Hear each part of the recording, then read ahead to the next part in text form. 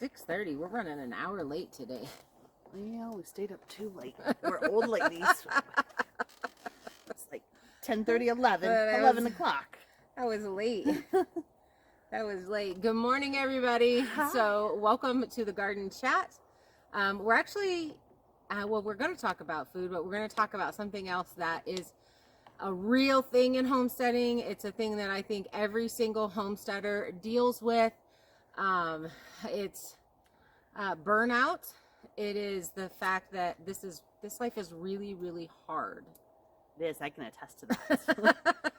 I'm a city girl 2 years in, and it's hard. And especially when you're trying to learn everything as you go. And I think, well, that was a screamer. Little baby bunnies are, so I wanted to part some wisdom. I by no means am an expert. I can say what I've done and what I should have done different or what worked well for me. I have lived in and owned land in 1, 2, 3 states that are very different climates. I started a garden growing and milking and having not deer. I was like, you raised deer? I raised deer? That's No. cool. That's a new one. Sheep, because I did sheep herding with my dog, so I got sheep. And the funniest thing is I didn't eat the sheep that I raised because I was still in that, I don't know. And this is really funny because I think it's just being taught that you shouldn't be eating your own livestock. I don't, it's so weird. I get that. It's such a weird thought to me now. But this was fresh out of, I didn't grow up on a farm. I did not grow up even raising meat chickens or anything like that. So you were a city girl too. I mean, city girl in the country. Yeah. We lived in the country, but definitely that same, because my mom refused. She had to do it the whole time she was growing up. And she was like, I'm not doing that. It's too hard. Work a job, go to the grocery store. I mean, that in essence was but that was kind of instilled in people's minds that way. Yeah. And then, and unfortunately, as everybody's kind of finding out, it's all over social media, that our food is poisoning us. And so there's this big push to get out to the country, and you're watching these homesteaders that are just getting a whole lot done, and their gardens are phenomenal, and their animals are always happy and doing well and don't get sick, and everything looks Pinterest beautiful. And that is not a real reality without a team. Without a team, I would say a 4-person team could definitely get something like that going. Most people, most of these larger channels that I know of, and this is not putting any shade on them. You do what you can do. And if you're in a position to hire somebody to come and work your farm, do it. You are helping somebody's family by hiring that person, and you are getting more done, and you are being more successful. And I do not throw shade on that at all. But if that's behind the scenes and you're not seeing that as a viewer, then you think, wow, she or he got all of that done. And why can't I? What am I doing? What am I doing wrong? And then there's burnout. And then there's, if husband is going to work, or one of the people, I don't want to be like it's the husband or the wife, whatever, it doesn't matter. I like traditional marriages. So we're not going political, but I'm going to talk in traditional roles. So if the husband is off at work, let's see, my cousin had a husband that was military, and she also had a husband that was a truck driver. So they were gone a lot. So she was by herself a lot. I was a single parent, a widow and a single parent. So I did a lot of things on my own. So I can come from this perspective of doing it on your own. This is the first time that I have help, regular help all the time with Kimmy here. I don't know if I'd really call me help. Okay, we're going to talk about that. We are going to talk about that. So this is where I have to say, don't get your feelings hurt. Totally get I it. mean this in the most, but Totally we're going to talk about that. So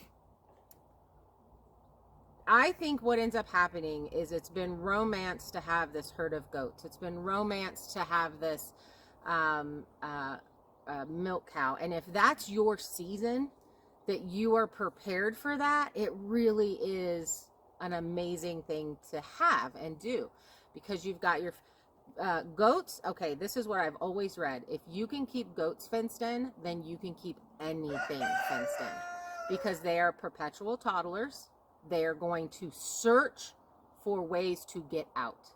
Sheep do not do that. Matter of fact, we had the sheep over here with the hot wire netting. It wasn't even on for like all day. It was all night. It wasn't on all night because it was solar powered. It wasn't on all night. They stayed in there. They didn't even test it. They're like, whatever, we're happy. It's all great. So they, unless they don't have food and you're pinning them somewhere where there is no food, sheep will not really test fence. In what I have seen and what I have had, in the breeds that I've had. I did, in all honesty, I got a ram from the sale barn in Texas, and I swear that thing thought that it was a wild ram, and he would leap over my fences and run through the county. It was terrible. It was terrible. I was so happy when that guy covered everybody and then went to freezer camp. So this is my suggestion. I am wholeheartedly get out on some property. Whatever you have to do, get out on some property, start growing wherever you are. I've been watching a few of these ladies that have patio gardens, because they're in town and that's all they have is a patio, and they've got these buckets all lined up and they're growing all kinds of stuff. So let's start on growing, because I just finished watering the garden, and our big beautiful tomato that Colleen gave us, one of the really big sides, I feel like I was just out here looking at it and it was not ginormous, and then I came out, it was ginormous and broken because I didn't get it staked. Well, that's disappointing. I cleaned it all up, stripped that down, and I stuck it in the ground over there. We'll see if it'll grow. You know, and it was, of course, the one that had fruit already on it. So, you know, it's just, that stuff is going to happen, and I don't care how seasoned you are. I don't care how, unless you have a team wandering through and looking, things are going to get away from you, and things are going to happen. I'm a big component on what can I do now? This happened, what can I do? Because if I get all sad and depressed about that happened, then I'm not going to make forward progress, and the day's going to be a hot mess. And there are enough kick in the pants on your farm all day long that if you stop and you get sad and I'm not going to work anymore because my tomato plant, and I was finally going to get tomatoes, broke, then you're not going to get any. This is not the life for you, or you need to harden yourself. And because I don't want to say that this is not the life for you, because this is the life for anybody that wants it. Yeah. Anybody. I don't care what your skill level is, but you have to want it. So here's what I guess we were going to talk about the garden first. And our pallets. I'm all over the place. I'm excited this morning because I'm real excited this morning because I feel like this is okay. So here's how we do these chats. Throughout the week, we're in Facebook groups. We're of course watching shorts. We're seeing what topics are popping up on social media. And the biggest thing that has been presented to me all week long on all different platforms is I'm quitting, I'm selling everything, and I can't do this anymore. It's so hard, I can't do this anymore. I've noticed, and I mean, for everybody who, whether you're on a farm or not, notices this. Social media always glamorizes people's lives. Yes. They show the best of the best most of the time. I do see there's some homesteading channels that do show the raw right. and the rough and the bad days and such like that. But even me as a city person, before I came out here and Heather talked me into doing this with her, I was like, oh yeah, that looks like, you know, fun. I get to wear dresses in the morning. And, yeah, I can I can totally I need to look. be I need to shop girly for and a really cool hat. learn how to make bread and all of this stuff. And it's just, the reality is it's not the season for that because we have so much work to do. So even I was swayed by the glamour of the online social media farming. Yes. And even though you hear this Homesteading. is hard, this is hard, this is hard, this is not, this is the hardest thing you're ever going to do. I think most of us are visual learners, and we're like, okay, this is what I'm being presented and what I'm being shown. So when it's not that, it's, I can't do this. I'm a failure. I can't do this. It's not as hard as boot camp. I'll say that. It's not as hard as boot camp. I don't know. We haven't been on the sawmill yet. Once we get on the sawmill, maybe that physically. That's the hardest thing is physical. Like, there's so much to do that, that we're constantly changing priorities. Yes. And so. And I think that's the biggest thing. Homesteading is about putting out the most current fire.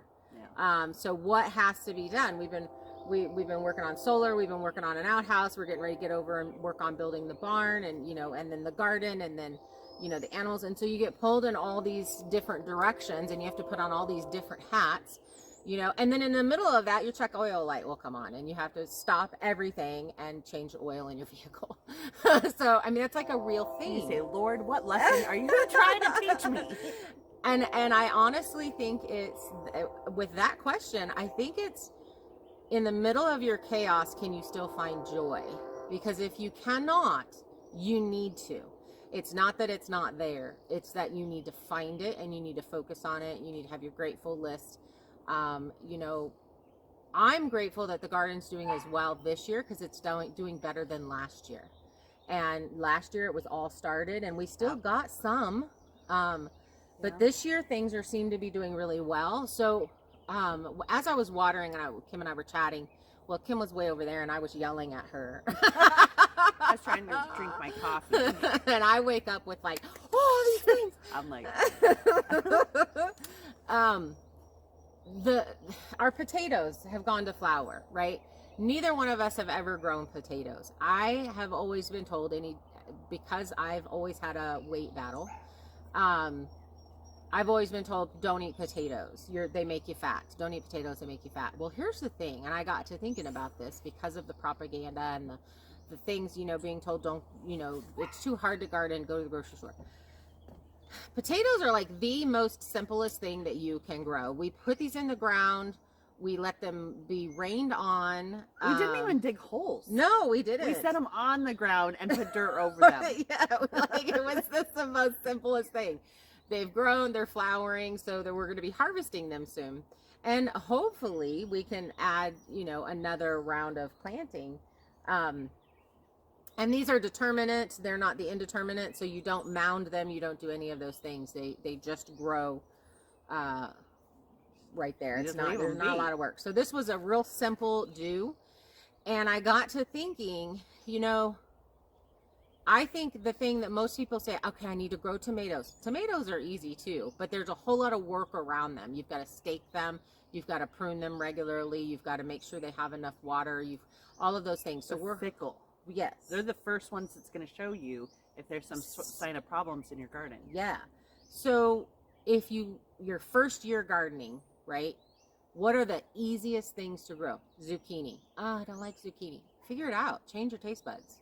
It's a simple Feed grow. your animals with it. Feed your animals with it.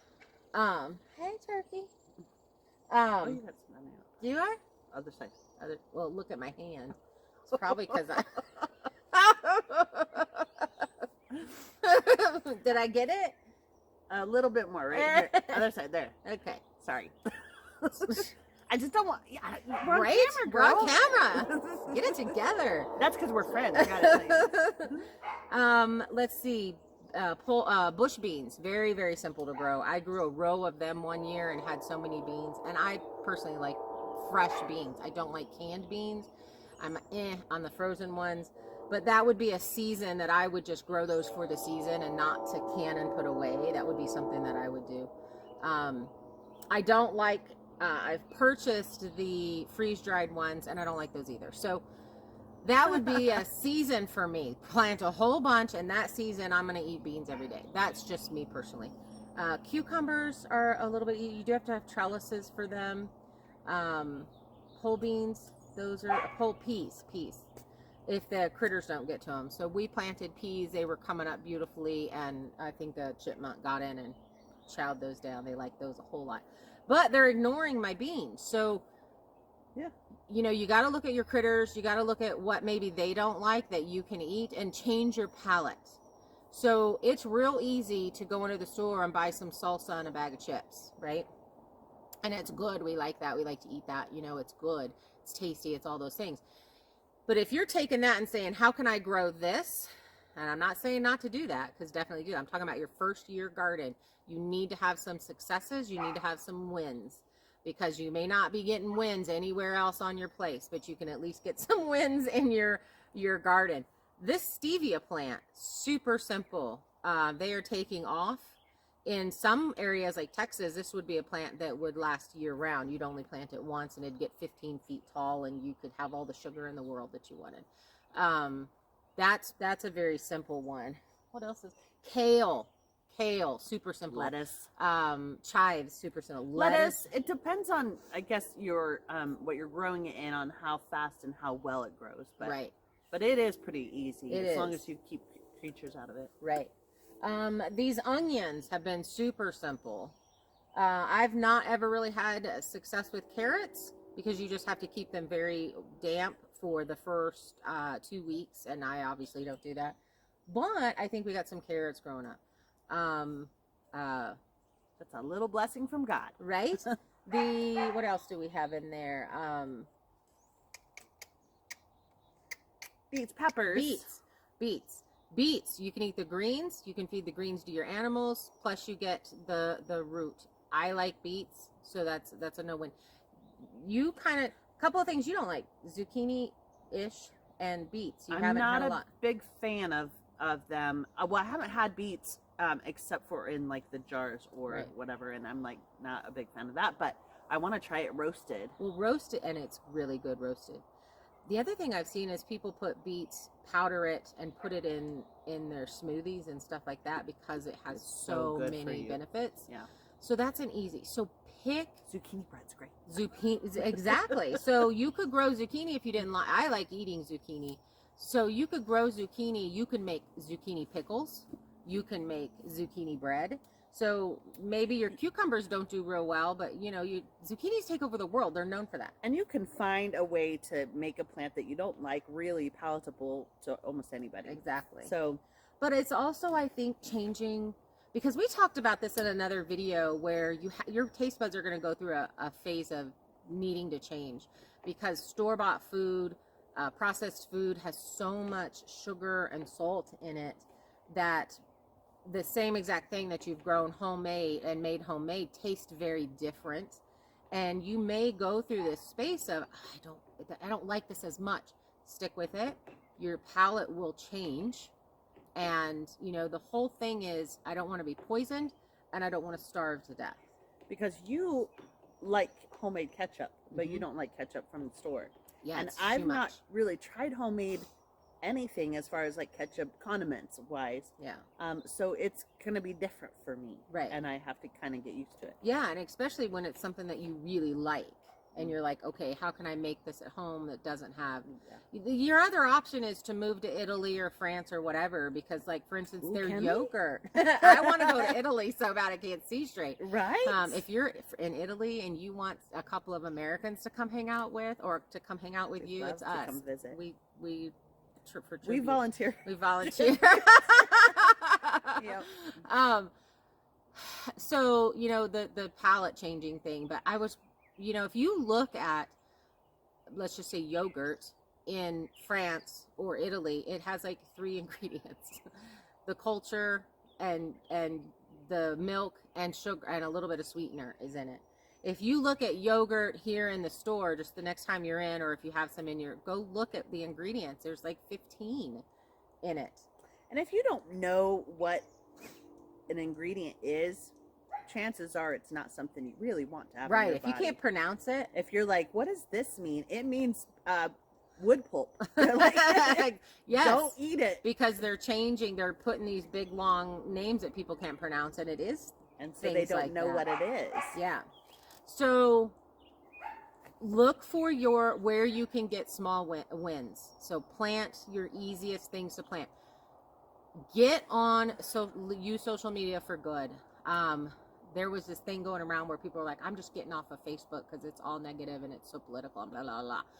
I went through and I joined every single group that I could on homesteading, gardening, cheese making. Guess what my Facebook is full of? Homesteading, gardening, and cheese making. Mine's foraging. Yeah, it's like beekeeping. Yeah, animal husbandry. You know, you can control what's on your social media if you don't want to deal with the rest of it. So use that for good. And then you create this community of people around you that are doing the same thing. So, you know, let's just say first year on raw land, what I would say to plant berries. Anything that's a berry, you plant it. Yeah. Because raspberries, blackberries, and blueberries, especially if you can get 2-year-old plants, the raspberries, and blackberries, it's like what we've planted this year, we're not going to get any fruit off of them this year. Right now, what they're doing, we put them in the ground and they're creating their root system. Next year, they're going to be like, whew, right? And we're probably going to get fruit next year. We're so excited. I know. So think about how expensive strawberries, raspberries, and blackberries are in the grocery store. Just that. Yeah. Just that. You can plant these in buckets. You can plant these in totes. I don't know where I want these to be. Get yourself a trough that has holes in it, a water trough, a farm, feed cattle drinking thingy. Potato bag. Whatever. Plant them. Water them. You will have fruit the next season. The biggest mistake that I ever did, because you hear this, plant your fruit trees first year. Plant your fruit trees first. The reality of it is most homesteaders don't make it through year 3. I think there's like an 80% chance of people packing up and leaving. And I believe that's because they didn't have enough wins. Yeah. This is what I was, yelling at Kim from across the yard this morning was, if you think about it, we got all these raspberries we got for free. Yep. Same with the strawberries, for free. Blackberries? One blackberry plant, 3 I had bought. Okay. And then we have the blueberry plants that I bought, right? So all those are in the ground. Next year, right? So I baby them all year long. I talk sweet to them. I sing them songs. They grow. They're beautiful. She fights off the chipmunks. I fight off the chipmunks. You only have to really try to fence in these small little areas. So if that's the only kind of fruit or that you grow, right? Don't worry about your trees. Your trees are a 5-year product. You're not going to get anything off of them for 3 to 5 years. There's a possibility you're not going to make it 3 or 5 years on your homestead. And I want to note something about the trees. She's talking about waiting on planting these things, but the first year you're on your homestead, you don't know really where you want to have things. Yeah. And that will change multiple times. I've seen that since I've been here. Yes. Her plans have changed multiple times. Yeah, you have to so be it's flexible. good to give it a hot second and figure out where you want everything. So I would say definitely by your 3rd spring, you will know where you want your orchard, and that's when you start planting. But by then, you've got so much fruit on your hands with your berries. So first year, you're in your RV, trying to figure things out. You got your 13 raspberry plants, 12. I think we planted 12. You got your 4 blackberry, and you got your 6 blueberries. That next year, you've got fruit in hand. You are eating fruit. You had a win. You're going to have abundance.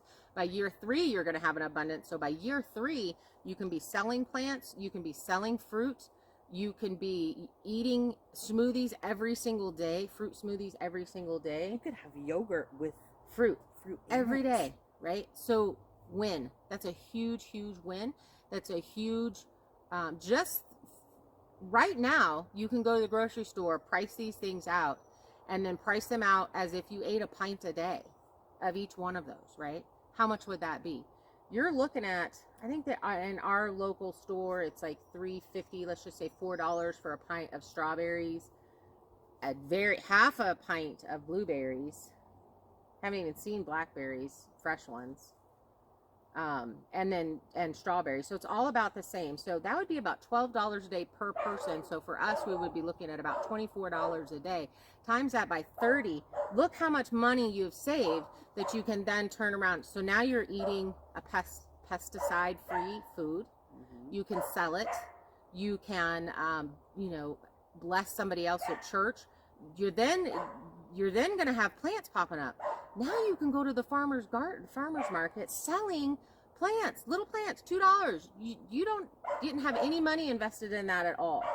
So that's what I would say. Get berries planted immediately. And that would be, I would say, instead of fruit trees. And also, with all the abundance of berries that you have, if you know how to preserve, or at that point have learned how to preserve, you can preserve them, and jellies, you can jams. use them for yourself. You can sell them at the farmer's market, and you make double the amount you'd make on just the straight fruit. Exactly, good point. And if you're making your own yogurt, you can be using that as a sweetener. Good point. I would not get a dairy animal straight out the gate. And I love my goats. So don't overhear me here. Find someone selling raw close to you. One, you're building a community. Use your social media. Yeah. Go to local, Facebook forums for your local community. Yeah. And you'll find a dairy that's selling raw milk, and then at that point you can start learning to make your yogurts and your Oh! I saved your life today. I saved your life today. You sure did.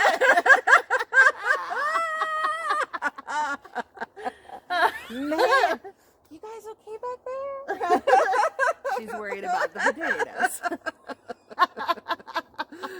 Oh boy. Okay, so now you've got fruits in your freezer. You're taking that money. You're buying your raw milk. You're learning how to preserve. Good point. Preserve. You're making cheeses. You're making your yogurts. You're making your all of that. Just because you first year planted berries, and then from that point on, you're selling.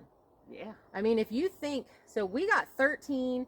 And there was probably, well, actually, no, when we went and got plants from Kelly's mom, we got like 50 plants because we gave plants to a few friends. So we got this, for those of you that don't know, we got these plants for free because her raspberry patch was shooting seeds out into the walkway, or plants out. Yeah. I meant plants out in the walkway. Yeah. And we were digging up from the walkway. So we went and cleaned up her area for her, and we got this for free.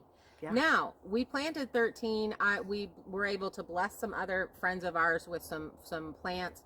But think about that, 50 plants, because that's about how many we got. If you sold those for $2 a piece, that's $100 for a morning's, an hour. I think we were out there an hour maybe, and we were talking, so it could have been shorter.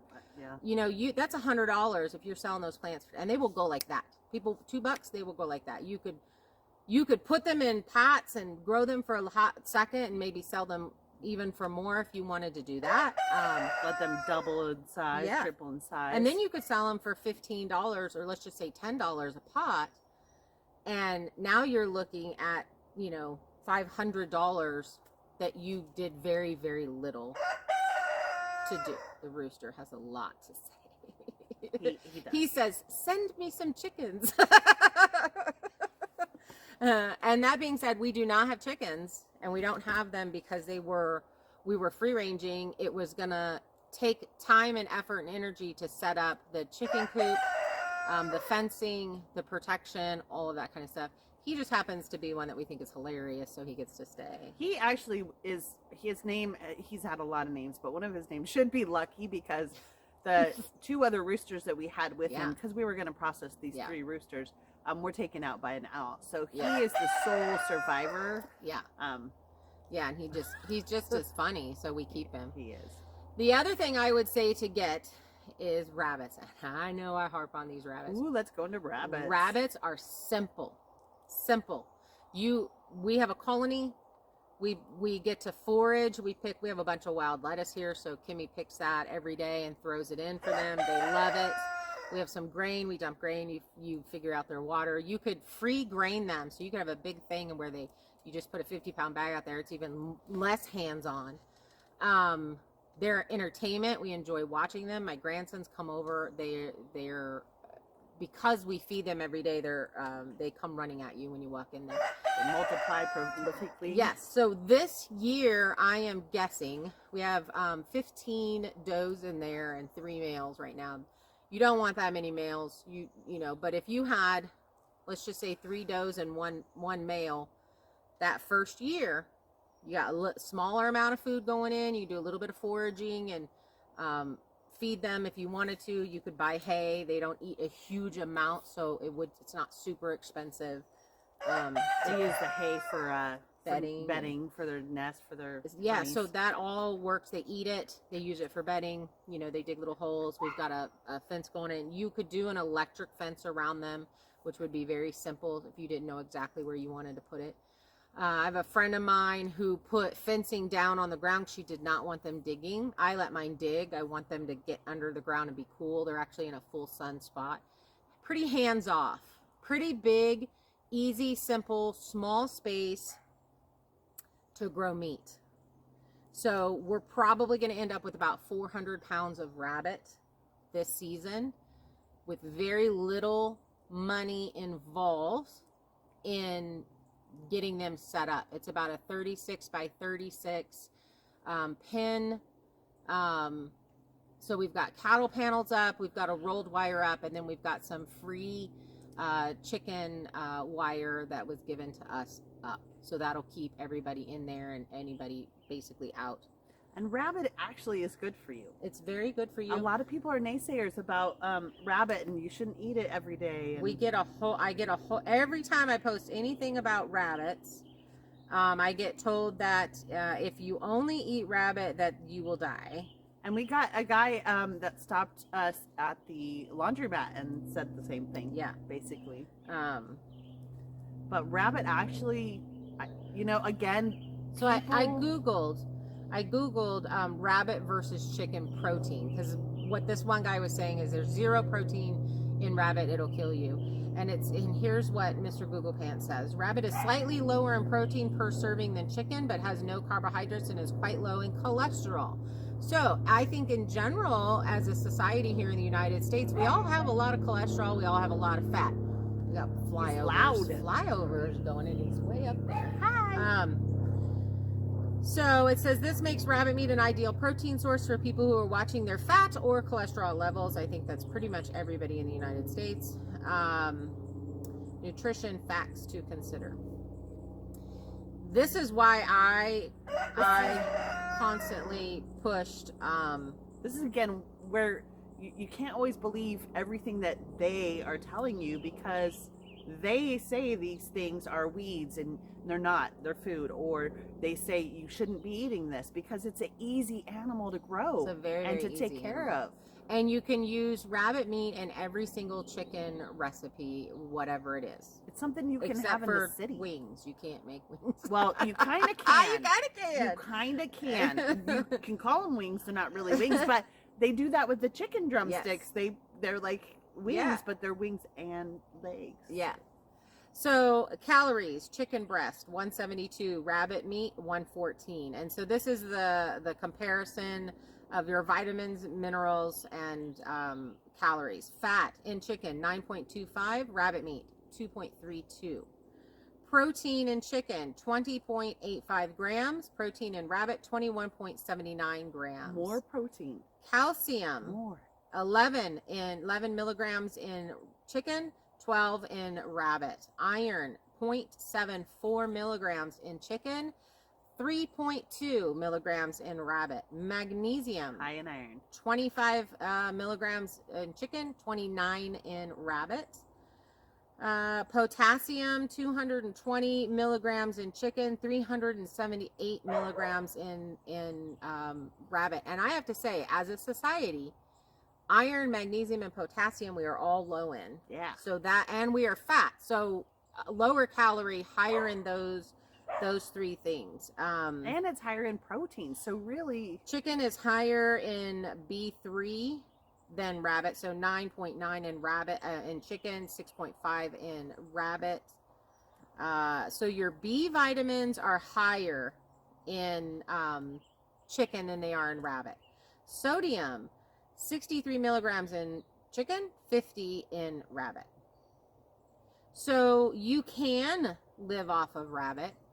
I don't know anybody in anybody anywhere that only eats one source of meat. So even if there's apocalypse, let's say, okay, we're just going to throw out the everything. If there's apocalypse and you're out hunting wild rabbit, you're not going to just eat that. Right. And especially if you're learning how to forage off the land, there's always fruits, there's always vegetables, there's always mushrooms, all these things that you can use to supplement your rabbit. But if you think about it, very few of us only eat meat on the plate. You usually have multiple other things. So, you know, you're going to want to add your good fats. You're going to add some vegetables. You're going to add those other things to your plate, and you're not just going to eat that. So that is a topic that usually, like, I have to bite my tongue and remember that I'm a Christian and I want to be a nice person, and I just kind of smile and walk away, because I think a lot of it is, again, this is such a simple animal to raise, and you not only you get rabbit skins that you can finish out. You can make blankets. You can sell them. Rabbit hides sell for about $10 a piece. So if you think about it, you could easily make $400 this season off of rabbit. Well, maybe not that much, depending upon how much you grow, but you can sell the hides and you can make money off of that. So now you've replaced your chicken at the grocery store with rabbit at home. The savings in that in general, yes, you have to purchase some feed, but it's very simple. You know what's going on in there.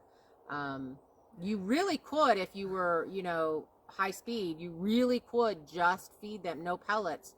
You really could just feed them your weeds and stuff. So if you're going to be weed eating every day and you rake that up and chunk that in there, they're going to get rid of that for you, and then you wouldn't have to purchase. But now you're looking at a time thing. So if you're building a homestead, you may not have the time for that. I don't. I go $130, buy a pallet of hay, which is a whole ton. I throw a bale in there. They get to freely eat that. Plus, Kimmy throws fresh greens in every day, and then we give them the grain, which we buy at 80-pound bag is, how much is like $15-$16 at our feed store, and that takes them. Everybody's pregnant right now, so they're eating a lot right now. But so chicken at the grocery store, the leg and thigh bag that I used to purchase used to be $4.50 or actually $3.50, and now it's up to almost $10 for that bag. I want to talk about something really that's not on topic, just a short little thing. Okay. Avocados. Off topic.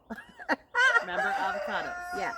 So when you're at the grocery store, there was a short that we just watched. I think it was on TikTok or something, but it was shared on Facebook.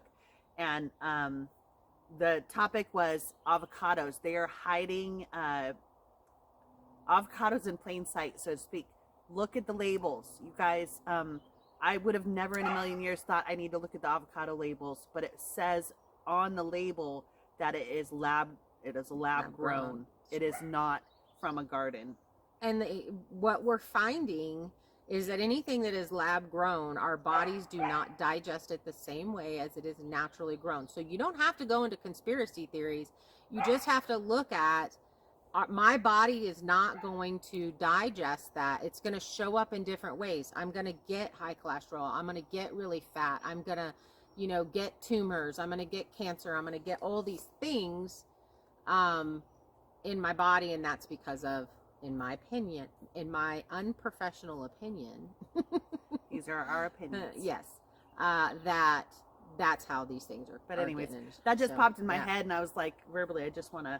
Yeah. I want you guys to be aware. So you unfortunately, if you're purchasing something from the grocery, you have to look at everything and you have to educate yourself. You think you should just be able to go to the grocery store, but you can't. You have to go look at things. So, if you get your piece of land and your first year you're in your RV and get these things either in buckets or raised beds or something, because you don't know exactly where you want to put them, By year 2, you will know where you want them by year 2, and then you can get them in the ground. But then you're making money, you're feeding yourself, you have some wins. This life is really, really hard. It is very worth it, but it's hard. It's a hard life, and it kicks you in the pants on a regular. And it's also good to have friends with likewise situations, so other homesteaders, and again, going to social media as well. Here's another thing. Okay, so for instance, I've always single. This is the very first time that I have someone on property that is helping me do things. And Kim's like, oh, but I'm not much help. It is so helpful to have someone hold the other end of something. Putting up fencing is very, very difficult alone, and to have someone else there helping you. They may not know a lot, but there is so much that can be done, and you're going to be guiding them, or you guys are going to be learning together, whatever. But how do you find those people? I know tons and tons of 4-H kids that live in town that cannot raise an animal because they live in town and they want to participate in 4-H. If you have land, you put out there, look, I have property. I don't have fencing, so if you want a 4-H here, if you want to do 4-H, you can house your animal on my property for exchange in work. When we moved from Arizona to Texas, my horse stayed at a barn, and I worked there. I was 14 years old, and I did fencing. I chased cows. I, for the very first time in my entire life, pulled a calf, which was crazy to me because they're like, you have the smallest hands, go. And I'm like, what am I doing? Wait, pulling a calf, does that mean you reach up in there, grab the hooves, and you pull them out? I was 14. You had your arm up a wazoo of a cow. I did. I wouldn't change any of that for the world. I had so much fun out there, and I worked my hiney off, and my horse got to stay at this barn. So, you know, and along with those 4-H kids comes their siblings and their parents, and, you know, so now you've built this community of this place for them to stay. So, and then also, what are the animals that the 4-Hers are wanting to do? Maybe that's the animal that you get first, because then you can have 4 or 5 4-Hers at your place helping you put up fences, helping you plant trees, helping you clear, helping you throw, collecting wilds for your rabbits to throw in your thing. Now you've got help. And if you have help and they are doing animals, you might as well throw in a couple others because it's not a whole lot harder. Right. I'm thinking like specifically pigs. You throw a couple more in and then you have meat to sell. You have meat for your freezer. Meat, exactly. So now you have pork and we are doing, because it's really hot here in the summer, and we're bringing, we haul our water. We are bringing, we're doing pigs this winter. So that's an easier animal to raise in the winter than it is in the summer, especially if it's really hot where you're at, because then they need lots of water to cool themselves off. If you have unlimited water, have at it, but we do not. So we're actively going to be setting up a place for pigs. Now, we've got 4 months to do that. We know that that's what's going to happen as long as we can find somebody breeding pigs for winter harvests or for winter growth. You know, that's going to be our key thing. But then you have help. And now you're building a community. And maybe you're like, okay, everybody wants to show sheep. Well, I don't know if I like lamb. Figure it out. Change your taste buds. Start researching recipes. Grow some lambs. You now get some sheep. You're growing lambs. You're now selling your lambs to the 4-Hers who are going to come to your property and help you work. You guys, this is a real thing, and it is a real way to do it and build your community and help you get things done, especially if you are by yourself because your spouse is out working to try to finance this lifestyle. Other thing that I would say to get, Kimmy, when she was moving here, asked what could she purchase to help, to be the most helpful. And so we started looking up wind turbines and solar. I had purchased a used system, so I had batteries, the older batteries, and I had, you know, the components to get it going. For here, we get a lot of wind. So for $1,000, she purchased, it's a little bit more expensive now. We looked it up and it was what, $1,200 now for that system that you bought? No, I think I paid $1,300 and it's now $1,800.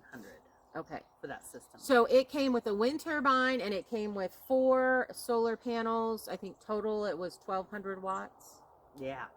So if you didn't have to pay an electric bill, how much money a month would that be? And then you can take that money and put it into your first year. You're going to be fencing everything. So if you fence if you're ever going to do goats, you're going to do electric. So you're going to put in your main fence, and then you're going to put in your rolled fencing is to keep animals out.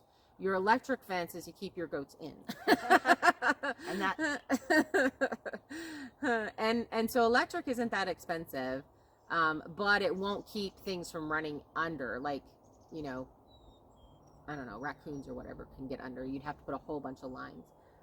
So doing your rolled fence or your whatever kind of fence you want to do, and then add electric to that, and then you can keep goats in, and then you can put anything in there. So if you're rotationally grazing, you just set that up, and then you can start bringing animals in, and you have successes. You don't have animals running loose, and you can care for them. You've now created your community of 4-H'ers. So I'm using 4-H as an example because I've been in that world. I used to train dog training classes for 4-H'ers, and they didn't have dogs, but they wanted to do this. So I had extra dogs. I was breeding German Shepherds. So I brought German Shepherds and handed dogs out to kids, and they got to participate in the dog training thing. And I had like 15 kids. As soon as they knew that I had dogs that they could train, I had kids showing up. I mean, That's awesome. was, yeah. And I did that for 2 years in Texas. Awesome. So, and my dogs got socialized and trained and with kids, and the kids got to do a whole lot. And the 4-H'ers parents are lovely people. They just want to see their kids do cool things. And they are, what can we do to keep you doing this? Because we need people that will offer services. So that's why I keep saying 4-H'ers. But for 25 years, I've been trying to planting that seed with Kim. You should come out to the farm. You should come out to my farm. You should come out to my farm. You should come out to my farm. So now she's in her phase of life that it was an option. Right. My kids are grown. They're out of the house. Mm-hmm. But, you know, it's super important that you have friendships with people that are doing similar things so that you can, for your mental health, so you can bounce your frustrations off of them, and they can tell you, you know, ways to kind of help you get through that phase in your homesteading journey. Well, and let's just say, for instance, if Kim had her own, like, just say you had 5 acres somewhere. Yeah. I would show up at her house, and she'd be like, I'm doing fencing. All right, I'm coming over. I'm going to help. And then she would come over here and help me. So you create that. That's a real big thing in this community, is helping each other, because people know how hard it is. So this could be a 4-hour conversation. And we try to keep them in an hour. And even if you just need, for example, to bounce something off of somebody that's in a similar situation, you know, if you're in a homesteading Facebook group, let's just say, and you make friends with somebody on there, you have a phone connection or a email connection with somebody that's in the same thing. Well, because animals get sick. Yeah. Animals get things. Your animals may be perfectly perfect one day, and then the next day you're like, she's doing this thing. If you could put that in there, somebody has had that happen, and they can quickly say, this is what I did when my animal did that, and you have somewhere to go. Yep. And unfortunately, you don't really learn how to deal with the problems until the problems arise. Yeah. And then you learn, and then you make your changes and you adjust. So I would say, new property, you plant berries, you plant as many as you can. Like, overplant. Don't just plant for you, because that's a source of income. And it's a very quick source of income. And you will be sharing some with wildlife, so. Yes, you will be sharing them. And then and as far as between quail and chickens. So quail eggs are way healthier for you than chicken eggs. Quail are fully grown, mature, and having eggs, laying eggs at 6 weeks of age. So chickens are 5 to 6 months, depending upon the breed. So you could very quickly have eggs and meat in quail. They're very quiet. They're a very easy animal to keep. So if you just bought your property, got out on it, got your berries, picked up some rabbits, and picked up some quail, you could easily house those 2 animals. You now have eggs and meat. and vegetable and fruit, and then you plant your easy vegetables. Make friends with your local dairy farmer and now buy you milk. have dairy. Yeah. And just a note, milk that's for animals is also very healthy for humans. Yeah. Just saying. Exactly. When it's being sold that way. Yes. So we're going to head out and get on the sawmill today. We're pretty excited about that. Hopefully we'll be milling a log. We're done setting it all up, getting everything ready. It's a thing. But there is a workaround, and going into this lifestyle, knowing that it's going to be hard, and knowing that I'm going to be putting out fires, knowing that it's not going to be Pinterest pretty. But if you think about it, this is what I see. This is what I've done. People get land. They get all the things, right? Like, I need to do all the things right now. And they end up with, a bunch of goats, a bunch of sheep, a bunch of this, a bunch of that. They try to get into cows. And then you're putting out all these fires while you're trying to build your homestead or fix up your homestead or whatever. Yeah. I would personally say do quail and rabbits while your chickens. See, this is the thing. You can get quail and chickens, and your chickens, you've got one season that you're basically waiting for them to mature to start laying eggs, or you can buy adults. But they need more space than quail. That's why I say quail. And they're louder. And they are loud. They are very loud. And you, wow, my brain it's because the dog's barking. Like, my brain was like, oh, the dog's barking. And then you have a very small space that you could put all those animals right next to your, let's just say your RV. I say RV because a lot of people are doing that. I did that. And then you can kind of protect your livestock. And as you figure out where you want to put everything, pick up a solar kit. Get started on solar. Even if you don't have a battery system and you're just got it plugged into your RV, so you have electricity all day long, free electricity all day long. That's still forward progress. You buy one battery and one lithium battery, and you are good for all night long. But I mean, the only thing most people usually, because RVs have batteries, so it's for your refrigerator all night long. I mean, otherwise you can have some free stuff. So if you have a windy area, these turbines, if you just buy the turbine, you can get them for $200, and you can set up 5 or 6, and then bam, there you go. So it is doable. You have to have the expectation of what is the most simplest thing for me to do to start putting food in my refrigerator, even if it's not for the entire year. I know that this is it's a problem that I've had. It's a problem that I've seen in the chat groups of I planted this ginormous garden and everything's taking off and doing great, and I'm super overwhelmed because there's so much work to do. I'm not getting anything else to get done because they're trying to grow for the whole year's worth of growth, right? If you just grow for us, we grow for basically one picking because our season is so short.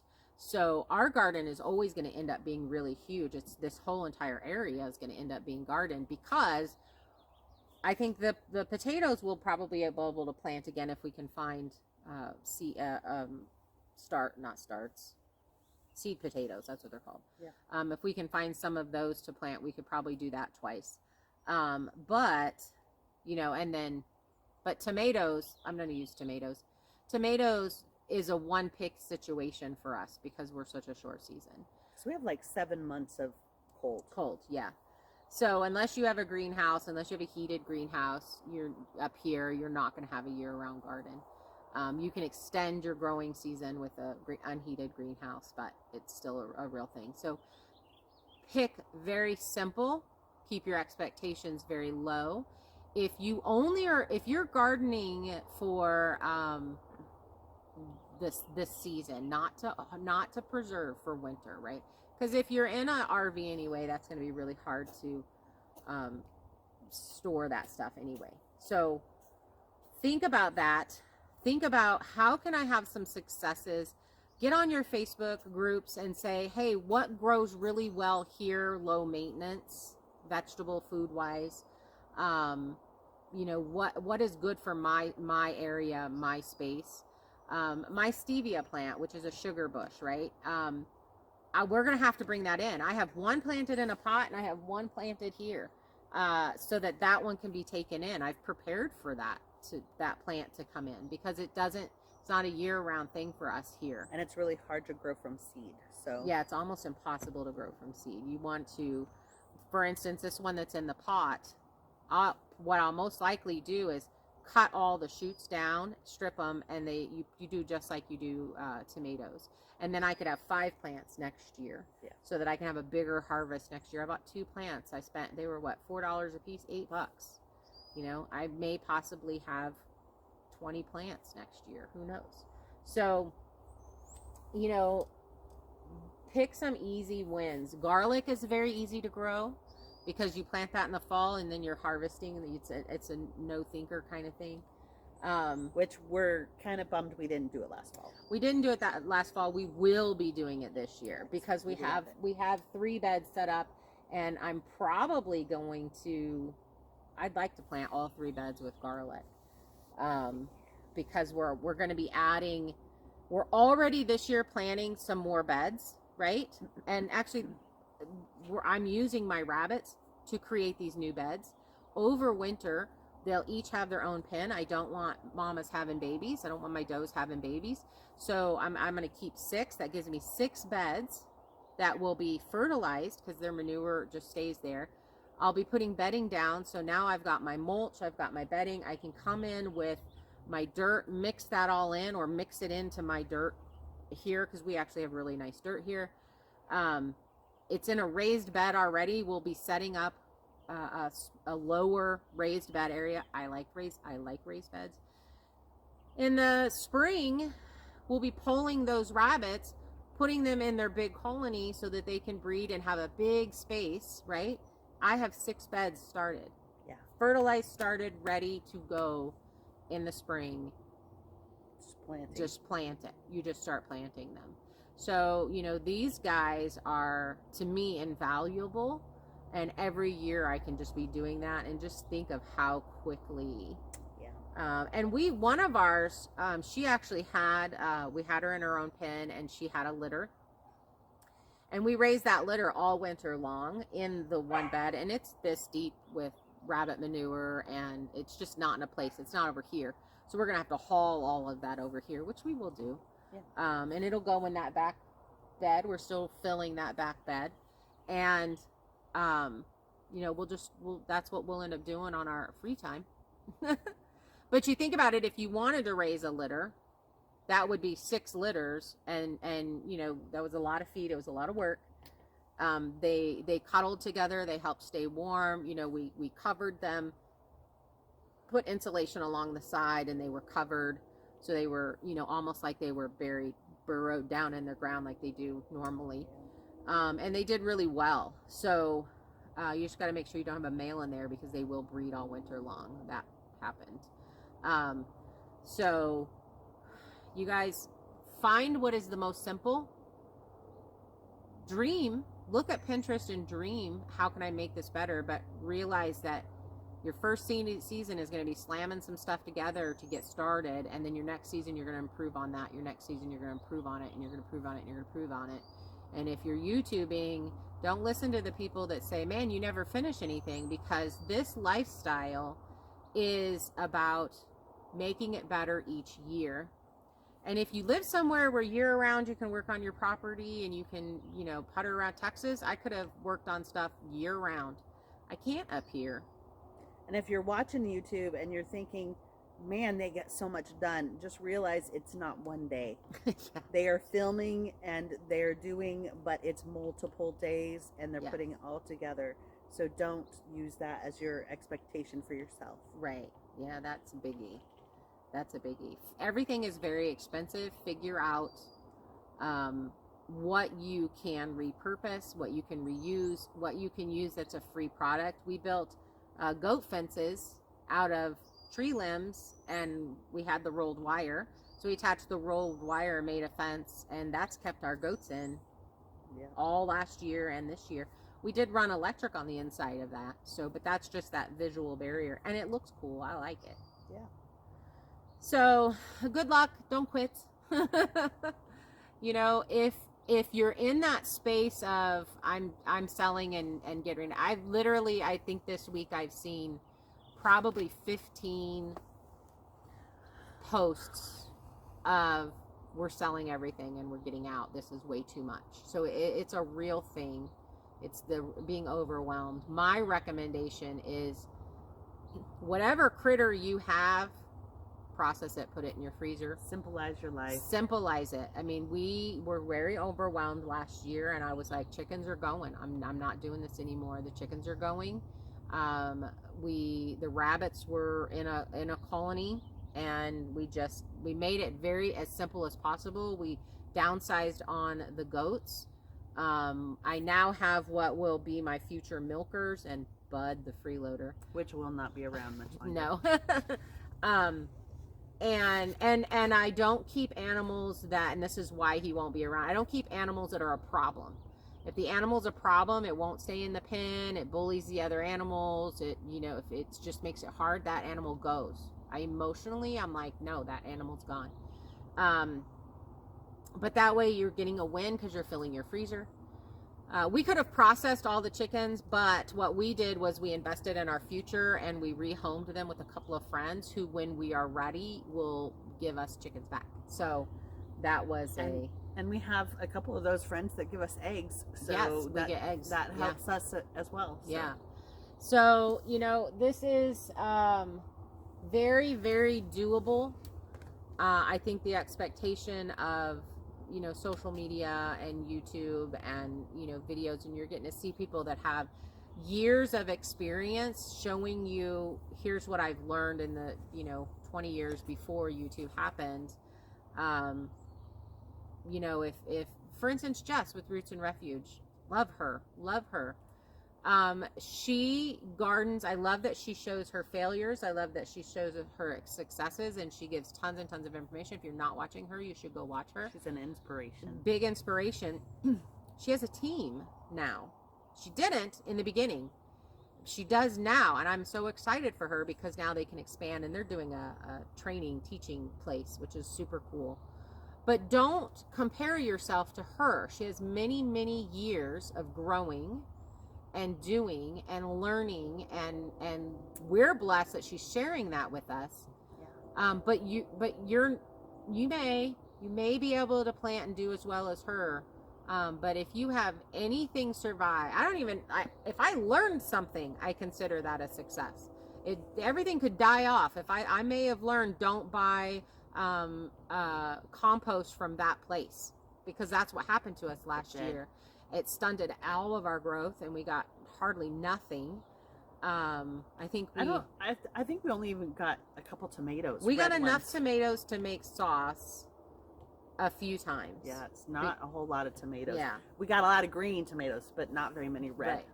So we could have made green salsa. But every year is a learning experience. Every year you're building. Expect a minimum 3 years to really kind of know what you want to do with your property. We've changed. My plans have changed a bunch of times. But we're going to cut this because I do think that we're probably at an hour. Man, the time just goes by so fast. I just want to share so much. Comment below. Let us know where you are in your journey. We love hearing about it. We really, truly want to grow a community of like-minded people that want to do this and understand how hard this is. And you don't get to look beautiful every day while you water your garden. We literally look like this today. We just got up. Share this with other friends that are homesteading and wanting to do this lifestyle as well. Yeah, because we are going to show you our successes and our failures, and we're going to take you along with the reality of what is going on here. And you guys, we have a lot of fun. You don't have to do this on your own. Find somebody to come do this and remember that the goal is to have joy, some joy every day. And if you're looking for that, you know, if you watch our channel, you know we joke around a lot. Doesn't mean things aren't hard, because there are moments of the other day I was dropping everything. So everything had dust all over it, you know, but you got to laugh at yourself. You got to say, this is my turn around this earth, and I want to laugh every day. I want to laugh every single day. And positivity mindset is important to have. Yeah. So just find something that makes you happy about your life. And I have to tell you, sitting watching the bunnies is one of my most favorite things to do while I sip my coffee every single morning. We have chairs set up. Yeah. It's fun. And I'm looking at, how am I going to improve this colony? I think we're going to put an arbor in here, you know, over the winter when there's no animals in here. We'll be planning that before we put them in. You know, you're going to expand, you're going to figure things out, and it can be done. And you're not a failure if you have to sell everything off and just hunker down for a hot minute and rest, because this is exhausting work. It's 24/7 work, you know, 7 days a week, 365 days a year. This is a job, and it is a lot for one or two people, but you can do it. We just have to kind of lower our expectations. And, you know, if I double the size of my garden next year, that's amazing. I'm adding herbs. We're doing a whole herb garden next year. We'll probably do this and an herb garden next year. So you guys, you can do this. It's hard. Don't be disheartened. Message us. We hope to be an inspiration to you, and we know you guys are definitely an inspiration to us. So let's share that community. Let's be a part of each other's lives. And if you're struggling mentally with your homesteading journey and you need to reach out, feel free to email. Yeah, definitely. All right, you guys, we're off to get some work done. Bye.